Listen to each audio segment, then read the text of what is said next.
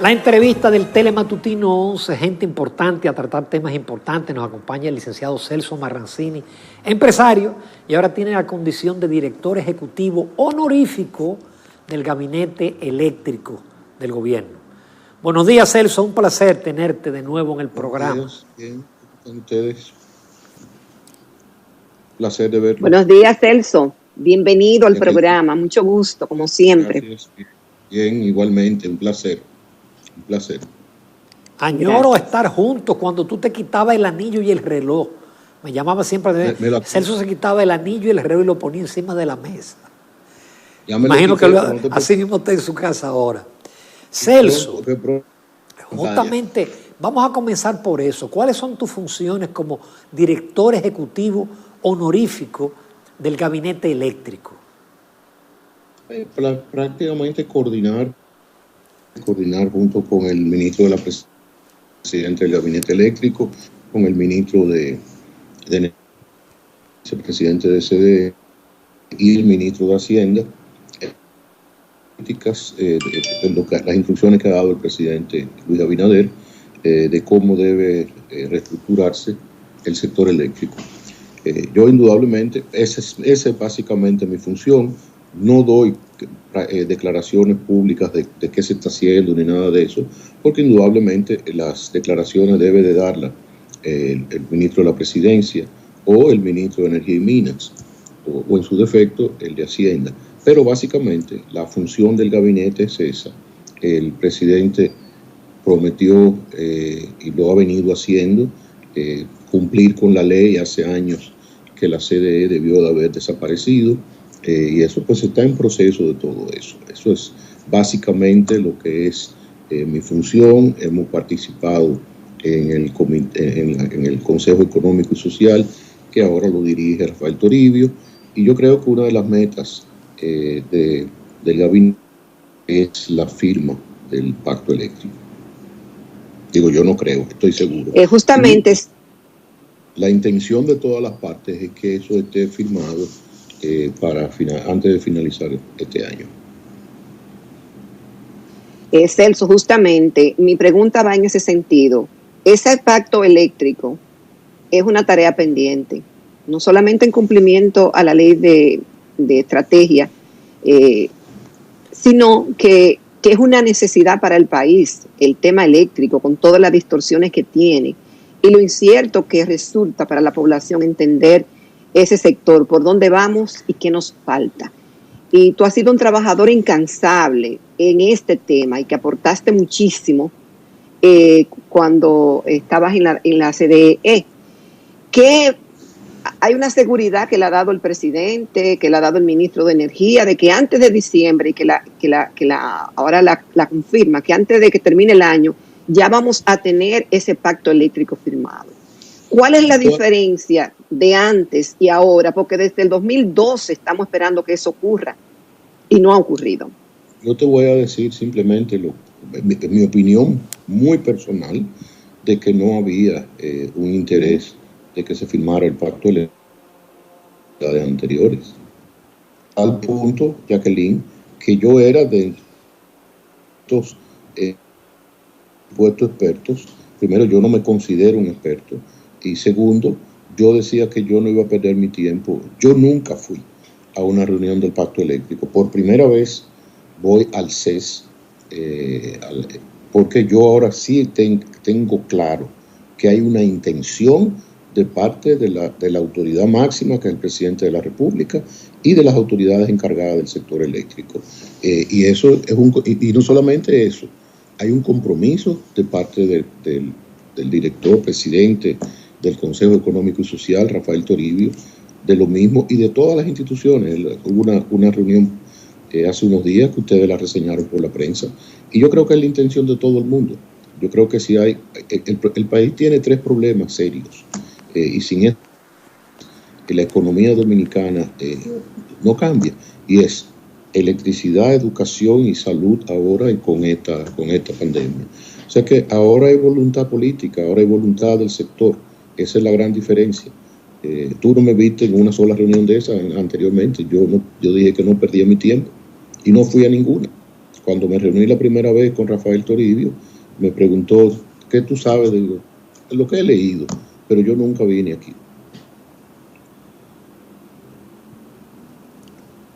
Celso, aparte del pacto eléctrico, ha estado sobre el tapete porque el presupuesto o el proyecto de presupuesto dice sobre la venta de activos. Se ha especulado que la venta de activos será parte o la totalidad de las acciones en Eje Jaina, Eje Itabo y Punta Catalina. Ese es un tema que se ha debatido, que está sobre el tapete en el gabinete eléctrico. Mira, ese es un tema que no se ha debatido, o sea que ni tampoco me tocaría a mí, no se ha debatido para que no queden dudas ninguna, y en el momento que se vaya a debatir, definitivamente no me toca a mí decir cuál será la solución final, pero definitivamente no se ha hablado de venta para que a nadie le quede ninguna duda de que ese tema se ha tocado. Pero en lo personal, Celso, cuando tú fuiste administrador de la CDE, tú dejaste listo todo para que se licitara una o dos plantas equivalentes a Punta Catalina, pero que fuera el sector privado. Es decir, tú estabas claro en que debía ser el sector privado que hiciera las inversiones. Entonces, cualquiera pensaría que tú estás de acuerdo en que, por ejemplo, se privatice Punta Catalina. Y estoy pidiendo tu opinión personal. No, mira, porque el tipo de licitación que yo llevaba, definitivamente yo no creo que el gobierno debe de intervenir en generación. Lo dije 10,000 veces, lo dije desde fuera, lo dije en la comisión de Punta Catalina y siempre dije, y yo quiero que eso quede claro, que Punta Catalina es una gran planta. O sea, realmente como planta es fuera de una tecnología increíble. Lo que pasa es que alrededor de Punta Catalina ha habido muchas otras que han empañado esa obra. Entonces yo definitivamente lo que creo que todas las generaciones, como opinión de Celso Marrancini, que se vayan a instalar nuevas, y yo estoy seguro que el presidente piensa de esa forma, tiene que ser el sector privado. El gobierno no puede endeudarse. El gobierno tiene demasiadas limitaciones para estar pensando de que si esa licitación que nosotros llevábamos en el 2011 y que pudo haberse firmado perfectamente a finales del 2012 en el nuevo gobierno de ese entonces, económica del país serían 3.000 millones costando Punta Catalina que el país hubiera economizado. Realmente la planta no fue un error, pagando al Estado fue un gran error.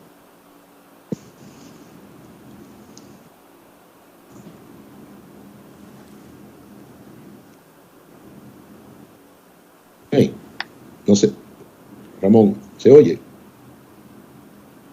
Ramón. Sí, perfecto. Se perdió un poquito, pero sí. Estamos ahí. No, eso simplemente, que yo lo que digo, que hay que adicionar generación, pero mi criterio personal de Celso Marrancini, y yo estoy seguro que lo del presidente Luis Abinader y lo de todos los miembros de la comisión, es que todo eso tiene que ser financiado por el sector privado. O sea, esas inversiones tan grandes, el gobierno tiene que dedicarse a invertir en salud, en mejorar la economía, en apoyar los sectores que tienen problemas con el COVID ahora, y es lo que ha estado haciendo. O sea, yo creo que en estos 90 días el presidente Abinader ha dado señales muy claras de lo que va a hacer su gobierno en muchísimas áreas. Ha apoyado áreas de salud, ha apoyado la de energía, porque no tiene que apoyarla definitivamente de que le al país, no al Estado. Ramón y Jacqueline, yo nunca olvido, porque desgraciadamente en el año 96 yo fui presidente del Consejo de la antigua CDE. Cuando estamos hablando del año 90, pero esta empresa está quebrada. La auditora de ese entonces en CDE, que siguió en el gobierno por mucho tiempo, me dijo: señor Marrancini, esta empresa no quiebra.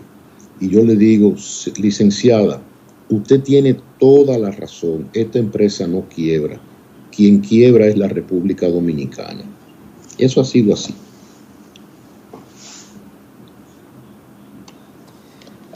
Celso, pero todavía con respecto al tema, Celso, con respecto al pacto eléctrico, se ha hablado tanto de eso y se ha pospuesto que ya realmente hay que retomar, y si se va a aprobar, volver a explicarle a la población cuáles son las expectativas reales que podemos tener del pacto eléctrico. Sabemos que aquí la energía es cara en comparación con otros países, el tema de la generación, de la distribución, de que hay mucha gente que no tiene contadores, que no paga. Es decir, hay muchas distorsiones que corregir. Pero ¿qué podemos esperar de ese pacto? Precisamente la organización, un sistema lógico, porque a veces se habla de que la energía aquí es cara. Hay países que tienen la energía más cara que nosotros. Lo que es caro son los apagones, lo que es caro que en este siglo tú no tengas 24 horas. En la sede estaba por el precio, estaba por el... Y algo que a mí siempre me... Cuando nosotros hacíamos circuitos de... que la gente diría, ay, pero ahora puedo ver la novela, puedo ver el juego de pelota, mis hijos pueden estudiar. No, lo que me decían las amas de casa, gracias a las 24 horas yo puedo lavar a cualquier hora del día. O sea, es increíble que en un país con el desarrollo que tiene la República Dominicana se hable de... Yo creo que eso va a pasar rápido. Yo creo que hay la voluntad política. Yo creo que el hecho del presidente haber conformado un gabinete eléctrico da una señal clara. El hecho de que haya puesto a su ministro de la presidencia al frente de eso y reuniones y de que... Yo creo que esa es la mejor de cuál es la cosa. No es que si se va a reunir el CES se reunió y el CES, empezando por su presidente, Rafael Toribio, está decididamente a que la firma del pacto eléctrico sea una realidad.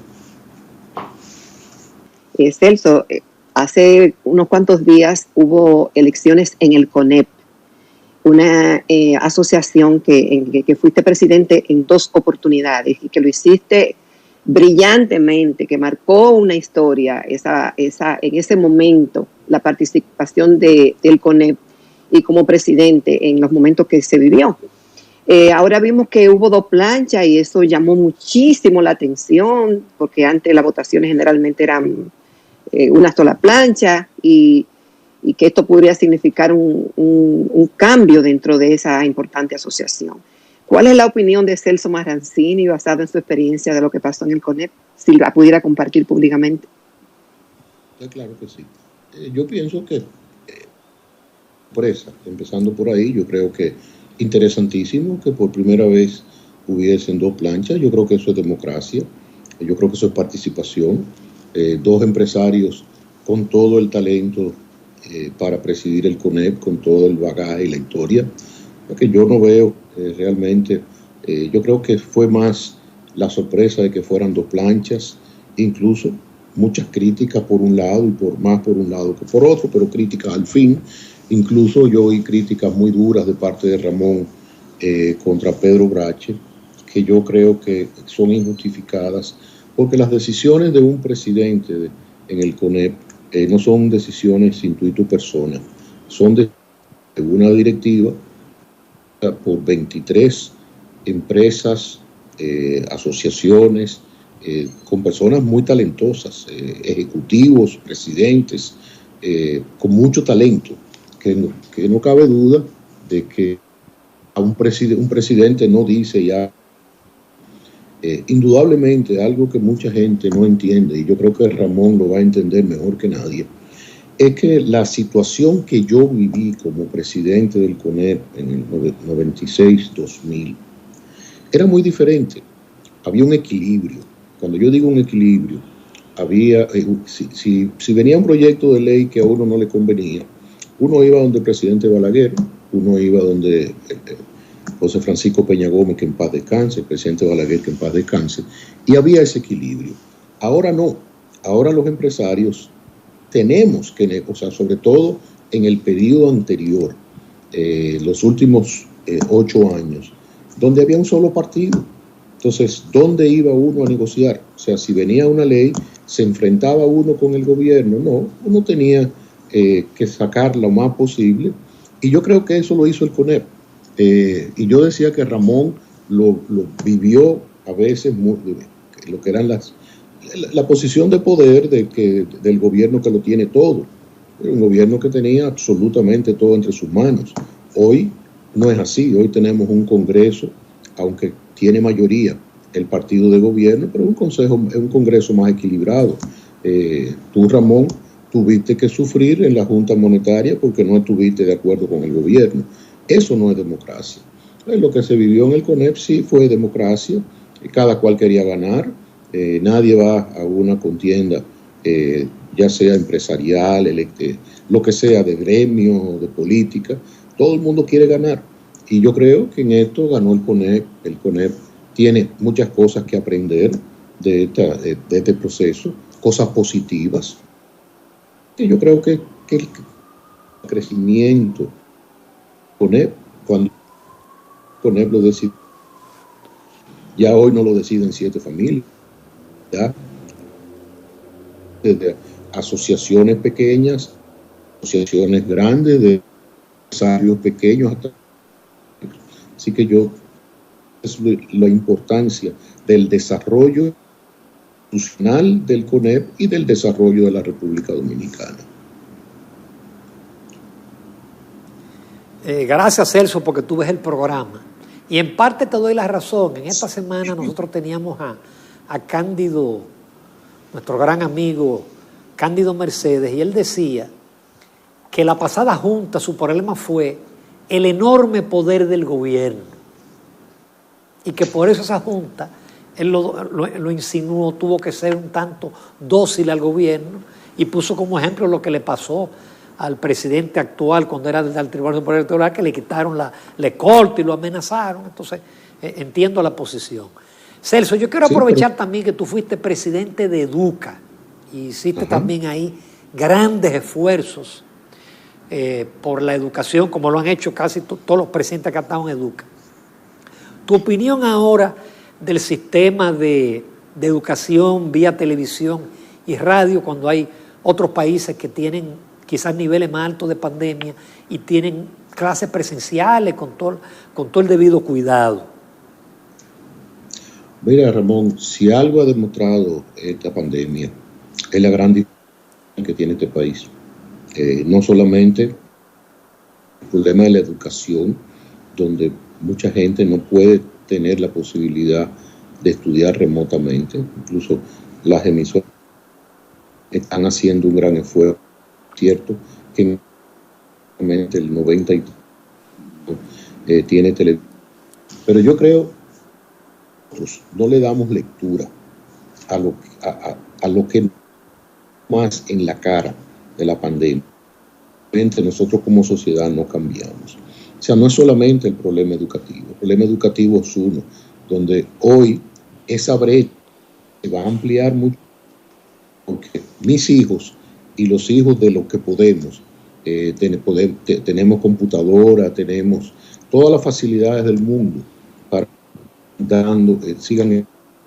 Pero la de los demás, que ya están públicas, que no todas son buenas, tampoco no todas son malas. Hay escuelas públicas que son mejores que las privadas.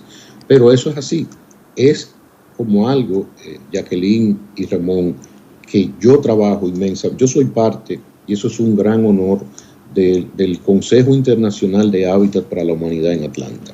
En este mes de noviembre, si no hubo pandemia, el presidente Jimmy Carter y su esposa venían a construir viviendas a pesar de sus 96 años de edad, junto con Hábitat y Hábitat Internacional. Es un tema que nosotros tenemos que ponerle atención, porque el no tener una vivienda afecta transversalmente la calidad de vida, te afecta la seguridad, te afecta. Cuando tú vives en 4 cartones y un techo de hojalata, no me venga nadie con cuento de que quédate en casa. ¿Cómo es posible eso? Quédate en casa, no, sal corriendo de casa, porque no hay una casa. Muchas veces, cuando yo veía las redadas, que yo veía en esos barrios, que la gente trataba de coger un poco de fresco, sentado en una silla, en una mecedora, y se los querían llevar preso. Yo decía que no se pueden quedar en la casa. Si nosotros no cambiamos cosas, facilidad para que todo el mundo, y sé que el gobierno está trabajando en eso, una computadora, todo el mundo tenga la posibilidad de una conexión, pero lo primero que tienen que tener es una casa, porque tú no puedes tener una computadora metida en cuatro paredes de cartón y la más adentro que afuera. Entonces, si no, sociedad, no nos damos cuenta de eso, nosotros somos una sociedad que seguiremos fracasando, porque nosotros tenemos una sociedad dual, una sociedad que lo tiene todo, una sociedad que nosotros tenemos un área metropolitana que es la envidia de cualquier país de Centroamérica. La educación en cualquiera de esos países de Centroamérica es mejor que la nuestra. Y la pobreza es menor que la nuestra también. Entonces yo creo que esos son los retos que nosotros tenemos como solamente el gobierno. Le queremos echar la culpa a los gobiernos. No, nosotros tenemos culpa, los empresarios, los medios, todos somos culpables porque no reclamamos a tiempo, porque no ponemos nuestro granito. Yo decía en mi artículo de hoy con la Junta Directiva de Hábitat es que veo que los norteamericanos son mucho más dados a contribuir con la pobreza. Nosotros en nuestros países no somos así, nos quejamos mucho, sin embargo le pasamos por al lado a la pobreza y volteamos la cara hacia la izquierda para no verlas. Entonces, la educación, la culpa la tiene el ministro actual. No, imposible. La tiene el anterior tampoco, la tenemos todos desde el año 61.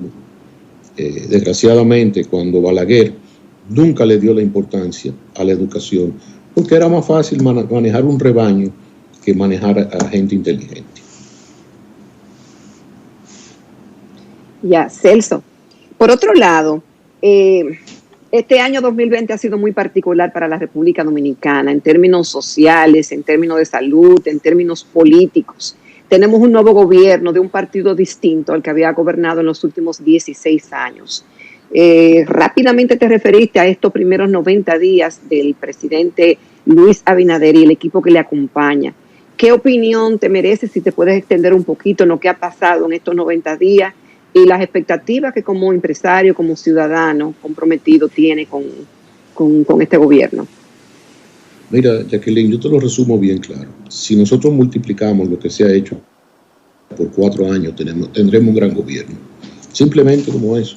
Un gobierno que está reduciendo los gastos, un gobierno cercano a la población, un gobierno que tiene claro que tiene el problema más grande heredado en la historia de la República Dominicana, porque definitivamente el efecto económico, social y sanitario de la pandemia es inmenso.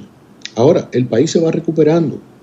Ya uno conversa con empresarios y ya uno oye que las ventas van repuntando.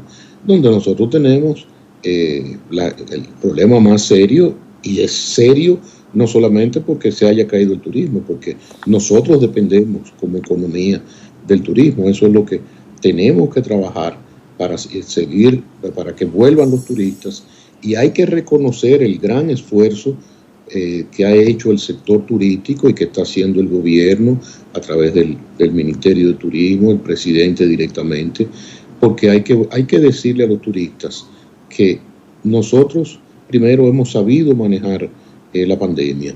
Las áreas turísticas no han sido afectadas. Los índices de casos de COVID-19 son muy pocos. Entonces nosotros tenemos un turismo que tiene mucha amplitud. No es un turismo que está agrupado en espacios pequeños, sino en playas grandes, en distanciamiento. Entonces nosotros tenemos y tengo que algo muy positivo. Amigos míos, empresarios de fuera, banqueros, etcétera, que han venido a la República Dominicana, me dicen que se han ido positivamente impresionados por los controles que tiene tanto el gobierno como el privado, temperatura, de distanciamiento, el uso obligatorio de la mascarilla. Nadie anda aquí sin una mascarilla. Entonces, todo eso habla bien de la que puede ser una recuperación rápida. Definitivamente, si estos 90 días van a ser el reflejo de los próximos, terminaremos con un excelente gobierno. Celso, afortunadamente tú eres empresario y estás en la economía real. Tú dices que se está recuperando, pero también tú estás instalado en Centroamérica y creo que últimamente también tenías negocios en los Estados Unidos. ¿Cómo está esa área? ¿Cómo está Centroamérica? Mira, se ha ido recuperando. Centroamérica, el país que más se afectó fue porque el presidente de El Salvador cerró la economía por más tiempo de lo que todos pensamos debió de haberlo hecho. Realmente yo creo que nosotros aquí lo hicimos correctamente. Ya uno escucha de muchos sectores, inclusive los sectores comerciales, ha habido una recuperación significativa, que son tal vez los más expuestos a la pandemia, porque los sectores industriales se fueron recuperando más rápido. La construcción, que hay que seguirla incentivando, y sobre todo en eso de viviendas, que no me voy a cansar de repetirlo, la construcción es fundamental. La construcción, tú, Ramón, como ingeniero, tú sabes lo que eso significa, y como economista, el efecto multiplicador de la construcción lo toca todo. Entonces yo creo que si nosotros trabajamos en ese aspecto, nosotros podemos tener un año 2021 con una recuperación. El Banco Central estima un crecimiento del 5 al 7%. Y yo no lo dudo, porque hay sectores que me han dicho que están vendiendo a plena capacidad, que ya se han recuperado de lo que fueron los meses de final de marzo, abril y mayo, que fueron los meses peores, donde tuvimos que cerrar la economía por completo. Me dicen que los vuelos que están llegando llenos. Punta Cana, el aeropuerto de Punta Cana, declarar uno de los aeropuertos. Entonces, todo eso son señales positivas y que tenemos que seguir manteniéndolas. Hay una discusión sobre si quitar la pandemia o no, el toque de queda para ahora, para las Navidades. Vi que ahí un dirigente del partido ahora de oposición, del PLD, decía que había que quitarla, y las redes fueron impecables. Dijeron que qué es lo que quiere, que vuelva el COVID. Yo creo que aquí nosotros tenemos que seguir tomando medidas. Yo creo que las Navidades se pueden celebrar con prudencia. Si salimos sin tomar ninguna medida, tendremos entonces un enero retomando medidas más fuertes porque la pandemia haya crecido. Y yo creo que no hay que desesperarse. Yo sé que es difícil decir eso cuando hay tanta gente sin empleo, pero peor es que esto recrudezca y que nosotros tengamos que volver a cerrar.